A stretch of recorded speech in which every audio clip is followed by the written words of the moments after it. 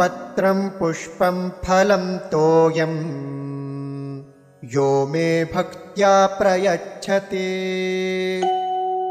तदहं भक्त्युपहृतम् अश्नामि प्रयतात्मनः। पत्रं पुष्पं फलं तोयं यः मे भक्त्या प्रयच्छति तत् अहं भक्ति उपकृतम् अश्नामि प्रयत आत्मनः। पत्रं पुष्पं फलं तोयं पत्रं पुष्पं फलं तोयं यो मे भक्त्या प्रयच्छति यो मे भक्त्या प्रयच्छति तदहं भक्त्युपहृतम्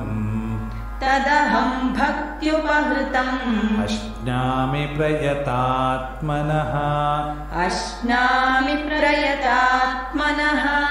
पत्रं पुष्पं फलं तोयं यो मे भक्त्या प्रयच्छति पत्रं पुष्पं फलं तोयं यो मे भक्त्या प्रयच्छति तदहं भक्त्युपहृतमश्नामि प्रयतात्मनः।